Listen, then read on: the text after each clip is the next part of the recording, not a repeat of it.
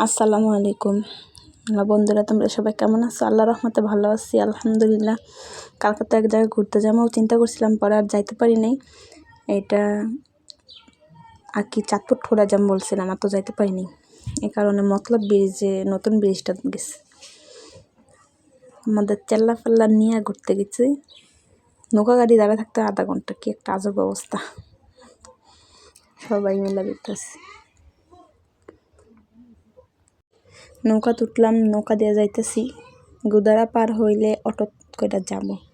সবাই মিলে নৌকার ভিতরে বই একটা কথা বলতেছি। নৌকাতে নাইমান অটো দিয়ে গেছি।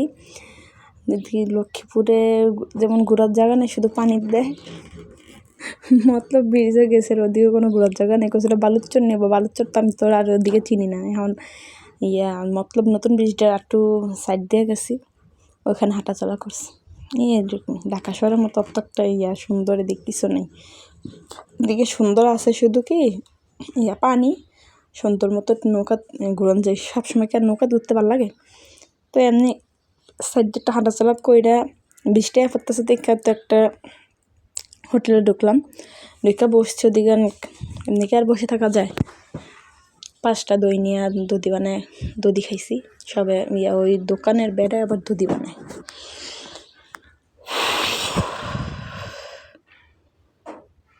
তো আমরা দইগুলো খাইয়া এমনি আবার হাঁটতেছি। ফুচকা, চটপটি, হালিম এগুলো খাওয়া হইব। বৃষ্টির একটু থামছে আর আমরা বের হয়েছি হোটেল থেকে। বের হওয়ার পরে এখন তো রাস্তাতে খালি হাঁটতে আছে। এদিক দিয়ে আবার ব্রিজের উপরে দাঁড়াইছি না, আমাকে এমনি তাকাইলে মাথাটা ঘুরানো দিয়ে ওঠে। দেখো কত নেচা, কী পরিমাণ। আর এমনি সুন্দর লাগে, কিন্তু ঘোরার কোনো জায়গা নেই দিয়ে, এই সমস্যা। সব পোলাপান নিয়ে হাঁটতে গেলে আর কি যা হয়। আমি এবার এই ফাঁকে একটু ভিডিও করে রেখেছি। ক্যামেরাটা শুধু লাড়ানো হয়। এখন এই যে ফুচকার দোকানে আসছি, ফুচকা লমু। আগে আমার একটি হালিম দেওয়া গেছে আর কি। হ্যাঁ, দিক দিয়ে ফুচকা বানাইতেছে। তো ফুচকা আমার মেয়ের করে আগে ফুচকা দেওয়া হয়েছে, আর আমার আগে হালিম দেওয়া হয়েছে। তো বাবুরে নিয়ে ওর আব্বু বা কোলে নিয়ে দাঁড়ায় আসলো। তো বলে আপনি খাইলেন, কয় না খাইতাম না। এরপর আবার দিক দিয়ে পুরি খাইছে। এই যে দইগুলো যে খাইতেছি, হোটেলে বসে থেকে কী করবো? বাচ্চাগুলো এখন বাইনা ধরে একটু পর পান। আমার খাওয়া দাওয়া শেষ, ঘোরাও শেষ, এই এতটুকুই ঘোরা।